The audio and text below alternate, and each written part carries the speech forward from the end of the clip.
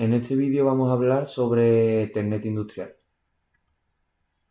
Ethernet es la tecnología por la cual conectamos dispositivos dentro de una red por cable. A nivel técnico, pues Ethernet no es solo un cable, sino que es un estándar de redes que va a definir las reglas para la transmisión de datos en redes de área local. Se encarga de la capa 1 y de la capa 2, que son la capa física y la capa de enlace de datos del modelo OSI.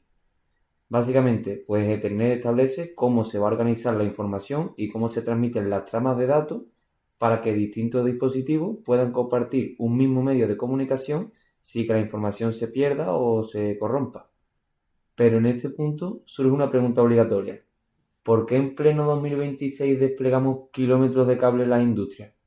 Pues puede parecer una falta de modernidad, pero en ingeniería las decisiones no son estéticas, sino que es una cuestión de fiabilidad. En un entorno industrial, el aire es un medio que es un poco hostil para las comunicaciones porque está saturado de ruido electromagnético, de motores, de variadores, mientras que una conexión Wi-Fi está completamente ligada a las distancias, a la distribución de los obstáculos y a las interferencias externas. El Ethernet industrial ofrece algo que lo inalámbrico aún no puede garantizar al 100%, que es el determinismo. En la industria, pues no solo importa que el dato llegue, sino que tiene que llegar exactamente cuando se le espera.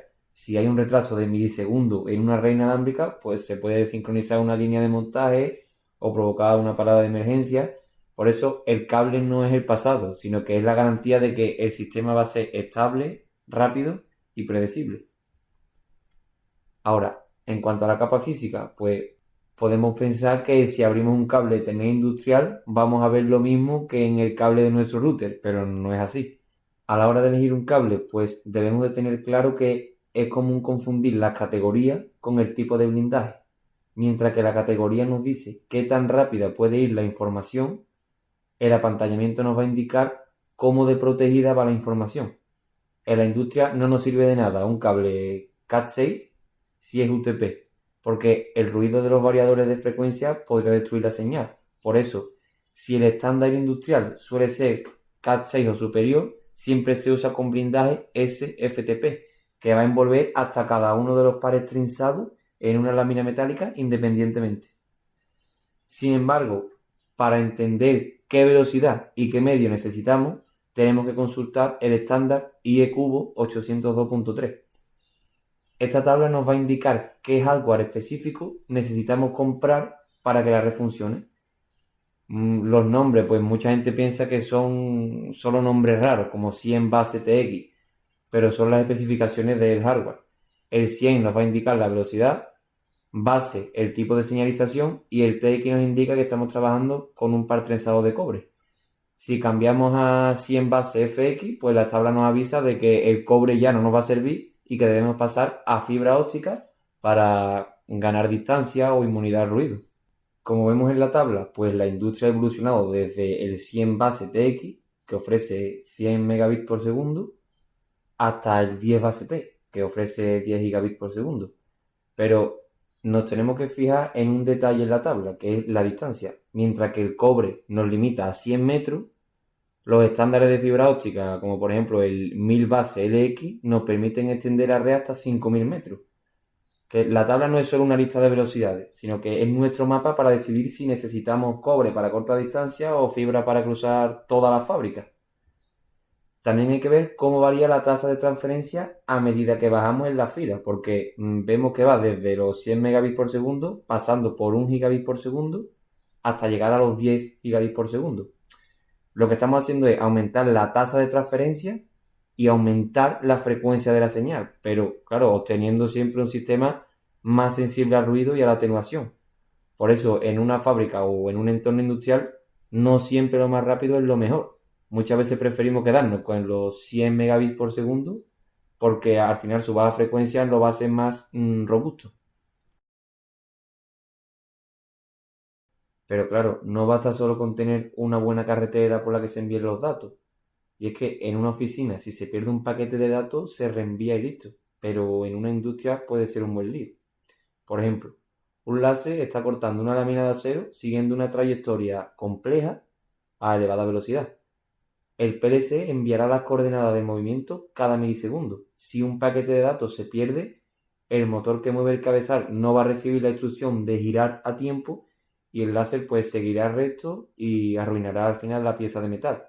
Para evitar esto, pues existen protocolos específicos como pueden ser Profinet o Ethercat.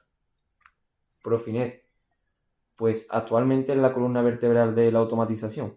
Se basa en el Ethernet estándar para la transmisión de datos, pero está potenciado para cumplir con las exigencias del entorno industrial. Es una tecnología que al final va a eliminar las latencias, que son esos retrasos en la señal, en aquellas aplicaciones que sean críticas y que se adapta a cualquier tipología de red, ya sea estrella, anillo. Esto pues nos va a permitir además monitorizar la red en tiempo real para anticiparnos a problemas antes de que sean graves y ocasionen pérdidas económicas. Por otro lado, pues tenemos Ethercat, que es el otro gran gigante del Ethernet industrial. Es un protocolo de altísima velocidad, determinista y con una latencia aún menor. Va a utilizar una arquitectura maestro-esclavo que es muy ingeniosa. Cada esclavo lee los datos que le corresponden y va a insertar su respuesta al vuelo inmediatamente, reenviando la misma trama al siguiente dispositivo sin detenerla. Esto lo hace súper eficiente. Además, aunque su estructura natural sea en línea, gracias a los esclavos de unión, pues podemos conseguir topologías más complejas como en árbol o en estrella. Para terminar, pues no podemos olvidar que una red tan potente y precisa debería ser protegida. Y aquí es donde entra la curiosidad del caso Stuxnet. Mucha gente se pregunta, ¿qué tendrá que ver un virus informático con los cables y los protocolos que hemos visto? Pues en 2010 este virus se convirtió en la primera arma digital de la historia diseñada para viajar por una red Ethernet industrial. Su objetivo era una planta nuclear que tenía una red físicamente aislada de Internet para ser supuestamente inhackeable, pero sin embargo logró entrar el virus a través de un USB. Una vez dentro del sistema, pues utilizó las tramas de datos de la red Ethernet para hablar directamente con los PLC y enviar órdenes a los variadores de frecuencia para que los motores giraran a velocidades que los destruyeran. Además, mientras destruía la maquinaria, también enviaba señales falsas de todo va bien a los monitores de los operarios. ¿Qué pasó? Pues con esto aprendimos que el Ethernet industrial, la confianza era total, porque se pensaba que nadie podía acceder al cable físico. Para luchar contra esto, pues existen distintos métodos, que algunos pueden ser el modelo Purdue, que permite segmentar redes industriales y organizar los distintos niveles de control y operación. De esta manera, pues aislamos diferentes funciones y permitimos también aplicar medidas de seguridad a cada uno de los niveles. Entonces nos va a ayudar a reducir la propagación de los ataques y a controlar los accesos entre los distintos niveles. Y también tenemos firewall industriales, que son dispositivos hardware o aplicaciones software que monitorizan el tráfico entre redes, interceptando el que no esté autorizado y comparando cada unidad de información con unas reglas predefinidas. Así que hoy en día, al diseñar una red, no solo nos fijamos en las especificaciones de velocidad, sino que la seguridad es algo que ya tenemos en mente. Ahora pues buscamos equipos que no solo conecten dispositivos, sino que protejan en cierta medida la comunicación. Así que, pues para terminar, recordar que el éxito de la red industrial no va a depender de un solo factor, sino del equilibrio perfecto entre sus capas. Tanto de la capa física que hemos visto que si los cables blindados y sin seguir los estándares, la señal no va a sobrevivir al ruido electromagnético de la planta, como de la capa de enlace, que no nos va a servir de nada tener el mejor cable del mundo si no tenemos un protocolo como Profinet o Ethercat que organice el tráfico y que nos garantice el determinismo que necesitamos.